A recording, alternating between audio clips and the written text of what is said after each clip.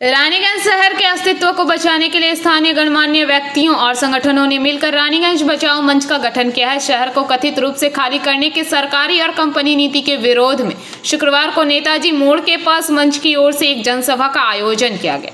वक्ताओं ने एकजुट होकर कहा कि रानीगंज एक प्राचीन और ऐतिहासिक शहर है जिसे उजाड़ने की कोशिश की जा रही। उन्होंने मांग की कि सरकार को जनता के हितों को ध्यान में रखकर नियम बनाने चाहिए, न कि उनके खिलाफ। इस जनसभा में रानीगंज बचाओ मंच के संयुक्त संयोजक गौतम घटक, सुभाष स्वदेश भावना के अध्यक्ष गोपाल आचार्य, अधिवक्ता मिहिर मंडल, पवन टंडन, डॉक्टर एस माझी सहित अन्य वक्ताओं ने अपने विचार रखे।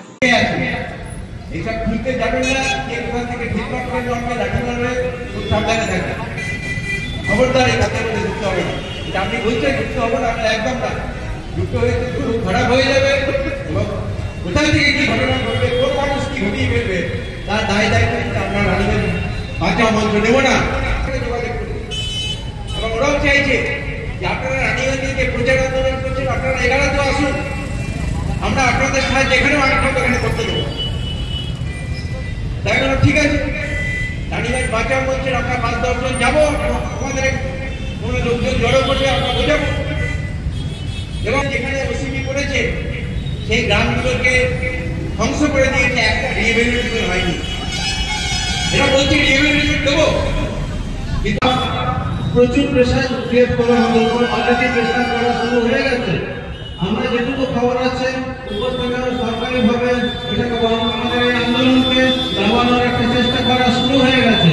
কিন্তু আপনারা যারা জনগণ, যারা রানীগঞ্জবাসী, তারা যদি এই অঞ্চলে থাকতে চান তাহলে তাদের বাড়িটা নিয়ে তারা বাড়িটা ভাঙুক বা না ভাঙুক, তারা প্রত্যেকেই কিন্তু আমাদের সঙ্গে থাকবেন, প্রত্যেকেই কিন্তু আন্দোলনের সঙ্গে থাকবেন। আগামী দিনে যেসব জায়গায় গেলে আমাদের কাজ হবে সেই সব জায়গাগুলো আমরা ধর্ণা দেব।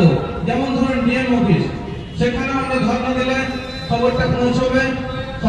ইসিএল এর যেটা বড় অফিস, সেই সব জায়গায় ১ লোক গেলে হবে না, হাজার হাজার মানুষ। दुर्भाग्य से मैं ईसीएल में नौकरी मिली इंजीनियर की और मैं superintending engineer, area engineer level में पहुंचा। काम किया है, करीब 5 साल काम किया है। मैं पूर्व वक्ताओं के बारे में नहीं बताना चाहता हूँ।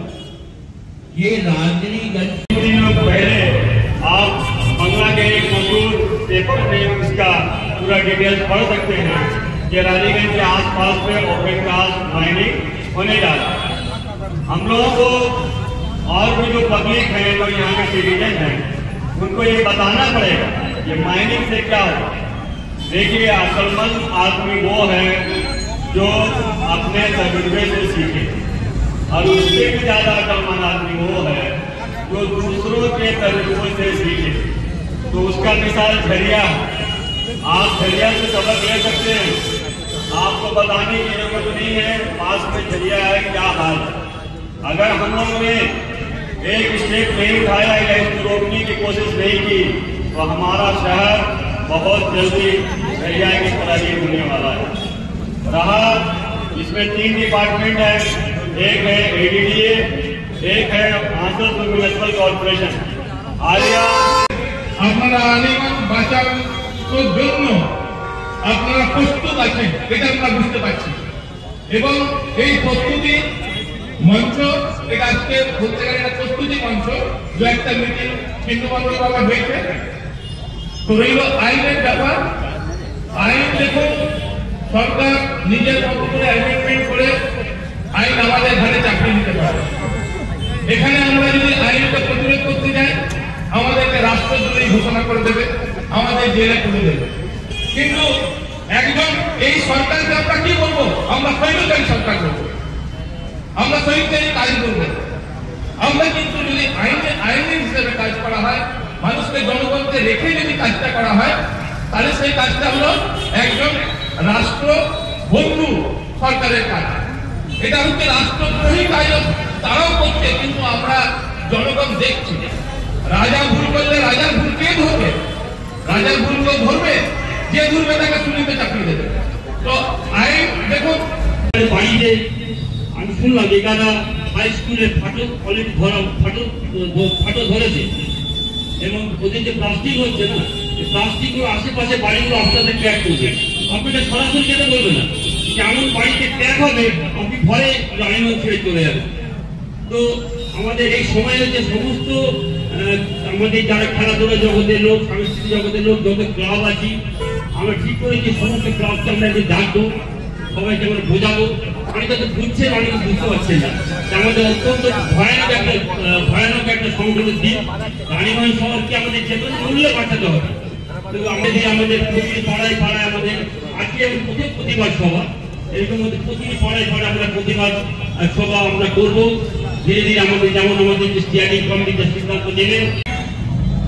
তো আমাদের এই জনসংখ্যা যাতে করে শুধু প্রসারী হয় এবং যাতে আরো জনে জনে বুঝতে পারে যে আমাদের প্রয়োজন থাকে। কারণ আমরা এই মঞ্চটা করেছি একমাত্র কারণ হচ্ছে মানুষকে বোঝানোর জন্য যে কেন আমরা এই রানীগঞ্জ বাঁচাও মঞ্চটা কারণ পাই। অর্থাৎ রানীগঞ্জটাকে বাঁচাবার জন্য যে মানে রানীগঞ্জটাকে ধ্বংস করার জন্য কোল মাইন্স যে অবলম্বন করেছে সেটা যাতে বন্ধ। কোল নেবার জন্য কোনো আপত্তি নেই, কিন্তু কথাটা হচ্ছে সেইটা সাইন্টিফিক ওয়েতে নেই। সেটা সাইন্টিফিক ওয়েতে না নিয়ে মোস্ট আনসাইন্টিফিক ওয়েতে নিয়ে সেটা রানীগঞ্জকে ধ্বংস করার একটা চেষ্টা করছে। শুধু রানীগঞ্জ না, রানীগঞ্জের পারিপার্শ্বিক জায়গা, কারণ রানীগঞ্জ কয়লাখনি অঞ্চল মধ্যে শুধু রানীগঞ্জ হয়তো এই জায়গাটুকু বোঝাবে না, রানীগঞ্জের পারিপার্শ্বিকটাকেও বোঝাবে, কিন্তু পুরোটাকেই এরা ধ্বংস করবার চেষ্টা করছে। তো আমাদের প্রতিবাদ হচ্ছে যে তোমরা কয়লা না, কিন্তু বাঁচাও। তো রানীগঞ্জ যদি বাঁচাতে হলে রানীগঞ্জের প্রত্যেক বাড়ি থেকে একটা মানুষ আমাদের এই বাঁচাও মঞ্চে যোগ দিতে হবে। এটা প্রথম মিটিং, কোনো ব্যাপার নয়, কিন্তু আগামী দিন এটা একদম আমাদের প্রত্যেক রানীগঞ্জবাসীদের মনে রাখতে হবে। প্রত্যেক ফ্যামিলি থেকে একটা লোক এই রানীগঞ্জ বাঁচাও মঞ্চে আমাদেরকে যুক্ত হতে হবে। এই আন্দোলনটা কেন অনেক দিন চলবে, অনেক লম্বা আন্দোলন চলবে। আমার আগে গৌতমদা বলে গেলেন, ডাক্তার সাহেব বলে গেলেন, গৌতমদা অনেকগুলো টেকনিক্যাল কথা বলে গেলেন, কিন্তু একটা জিনিস আমি বুঝতে পারছি না যে এই রানীগঞ্জ, আমরা রানীগঞ্জের বাসিন্দা, কিন্তু এখানে তো এমএলএ এমপিও আছেন, ওনারা কি করছেন? ওনারা যে রাজনীতি করে এখানে এমপি এমএলএ আছেন, উনি তো আগামী দিনে এমপি এমএলএ থাকবে। তো কোথায় কিভাবে থাকবেন যদি এখানে মানুষ থাকবে না, টাউন থাকবে না, এখানে কোনো কৃষ্টি থাকবে না, তাহলে উনি কোথায় রাজনীতি করবে? তো আমার প্রথম কোশ্চেন ওনাদের কাছে, এমপি এমএলএদের কাছে, যে আপনারা এই রানীগঞ্জ বাঁচাও মঞ্চ ইয়া রানীগঞ্জ বাঁচাওর জন্য কি করছেন? আপনারা কতদূর এগোচ্ছেন? এই তো এই রানীগঞ্জে যাবে কেন? একটা ইসিএল সেন্ট্রাল গভর্নমেন্ট আন্ডারে সেন্ট্রাল গভর্নমেন্টের টাইম পাস করে দিয়েছে যে রানীগঞ্জ থেকে কয়লা পাওয়া যাবে। রাজ্য সরকারের রানীগঞ্জ, রাজ্য সরকার সেটাকে হাঁ করে দিয়েছে। তার মানে দুটোই সরকার মিলে এটা চাইছে রানীগঞ্জকে তুলে দেবে। আরে রানীগঞ্জ আপনি তুলবেন কেন? এখন রানীগঞ্জ বাঁচাও মঞ্চের প্রয়োজনটা কেন হলো আপনি শুনছেন বিভিন্ন দপ্তর থেকে। তার আগে আপনাদের বলে রাখি কথা, মন্দ হোক ভালো হোক, সহ্য হালদার কিছু কথা বলতেই পারে। কারণ রানীগঞ্জে যখন প্রথম ওসিপি করার কথা হয়েছিল, উনি যখন এমপি ছিলেন, উনি কিন্তু প্রথম বাধাটা উনি দিয়েছিলেন। রাজনীতিতে কিছু লোক আমরা পাই যারা ভালো কিছু অন্তত চিন্তা করে, ব্যক্তি স্বার্থের কথা ভাবে, তাই দেশ এখনো বেঁচে আছে। ও আপনাদের মধ্যে যেমন ভালো মানুষ আছে, কিছু খারাপ মানুষও থাকতে পারে। ভাদরা যেমন সুপ্রিম কোর্টে মামলাটা করে যে রানীগঞ্জের পুনর্বাসনের জন্য, এবং বিজেপিকে উনি আরটিআই করেছিলেন যে রানীগঞ্জের কোথায় কোথায় আনসেফ জোন আছে, কোথায় কোথায় রানীগঞ্জের আনসেফ জোন। ওই সময় বিজেপি পরিষ্কার আরটিআই লিখে দেয় যে রানীগঞ্জে কোথায় আনসেফ আছে আমরা জানি না, এবং তার কপি আমার কাছে আছে। প্রয়োজনে সেই কাজটা করবো আমরা। তাহলে রানীগঞ্জকে যে ধসপ্রবণ এলাকা করেছে এবং কেন করা হয়েছে, একটা আরটিআই উত্তর আড্ডা দেয়নি। তাহলে রহস্যটা কোথায়? তার সঙ্গে গোপন বোঝাপড়া। যদি রানীগঞ্জ শহরকে নিয়ে চিনিমিনি খেলা খেয়ে ফেলে, তার কিন্তু রানীগঞ্জের মানুষ মেনে নেবে না। এই রানীগঞ্জ দেখেছে আসলে কি জানেন তো, যারা রাজনীতিতে একবার ঢুকে যায় তারা ভাবে মানুষকে যা বোঝে। কেউ ধর্ম নিয়ে রাজনীতি করে, কেউ সাম্প্রদায়িক রাজনীতি করে, কেউ নিজের কথা বলে। কিন্তু ভাবতে পারেন রানীগঞ্জ একটা পুরোনো শহর, একটা খেলার মাঠ নেই। বাস কোম্পানির চিন্তুটির সামনে যখন মাঠটা ছিল ঘেরা, মাঠের ঘেরা ছিল, ধীরে ধীরে দেখলাম পাঁচিলটা খুলে নিয়ে চলে গেল, পাঁচিলের ইট চলে গেল। কোভিডের সময় হাট তোলা ছিল আমাদের শ্রীমন্দির রোডে, এখানে নতুন কিছু, ওইখানে যারা হাট তোলা চালাতো তাদের ভাগনা কাকা যেখানে এখানে বসে, ওখানে আমাদের মেয়েদের খেলার মাঠ হতে পারতো না।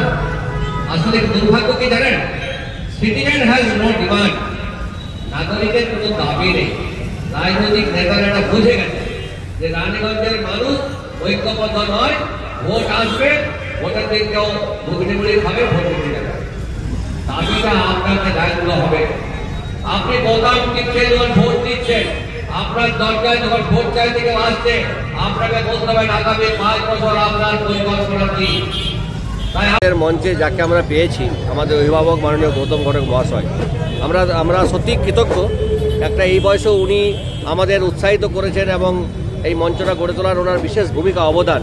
এবং উনি যেহেতু ইসিএলের একটা কর্পোরেট মেম্বার ছিলেন, ওনার অভিজ্ঞতা এবং ওনার রানীগঞ্জের প্রতি ভালোবাসার একটা প্রমাণ। আজ যতজন মানুষ এসেছে, গৌতমদার মতো মানুষ সামনে আছে বলি, এবং সমস্ত মানুষ কিন্তু আজ সামনে এসেছে।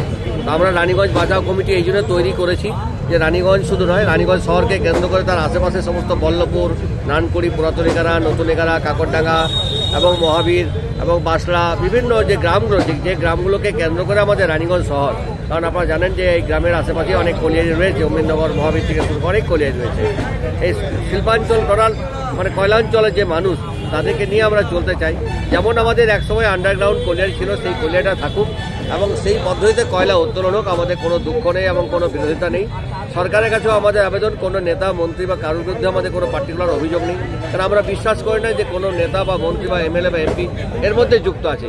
মিথ্যা অপপ্রচারে আমরা বিশ্বাস নই। এটি সম্পূর্ণ একটি অরাজনৈতিক মঞ্চ, মানুষকে জাগরিত করার জন্য। যে প্যানিক হওয়ার প্রয়োজন নেই। রানীগঞ্জের মানুষ যদি আন্দোলন করে, তাহলে এরকম ধরনের যে ধরনের কিছু দুষ্ট যারা, বিশেষ করে কোম্পানি যারা প্যাচ করেছে, আমরা এসিএলের কাছে যাবো। সাতকড়িয়াতে অলরেডি আমরা চিঠি দিয়েছি সাতকড়িয়া জিএমকে, যে দামোদরের জলের ওয়াটার লেভেল নামতে শুরু করেছে এবং আগামী দিনে শুধু রানীগঞ্জ নয়, বানপুর থেকে শুরু করে দেখবেন আপনি ডামালিয়া এবং কালাঝরিয়া, যে সমস্ত জায়গায় আমাদের যে ওয়াটার রিসোর্সগুলো রয়েছে সেগুলো প্রায় নষ্ট হতে চলেছে।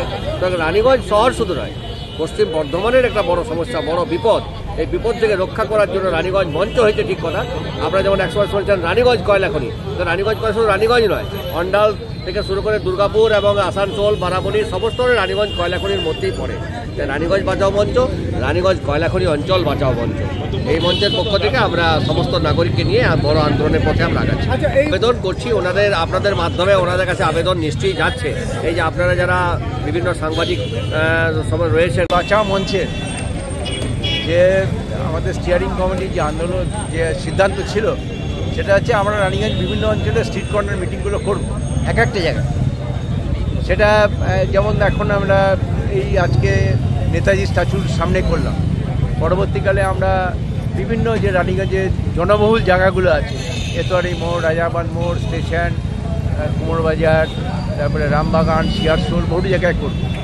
এবং ধীরে ধীরে আমরা এই আন্দোলনটাকে গোটা রানীগঞ্জবাসীর মধ্যে ছড়িয়ে। এটা সম্পূর্ণ অরাজনৈতিক সংগঠন, রানীগঞ্জকে বাঁচাবার লড়াই। রানীগঞ্জ বাঁচাও মঞ্চে যিনি গড়া হয়েছে, সবাইকে নিয়ে গড়া হয়েছে। কোনো জাতি ধর্ম নির্বিশেষে কোনো রাজনৈতিক দল যে কেউ আমাদের সঙ্গে আসতে পারে।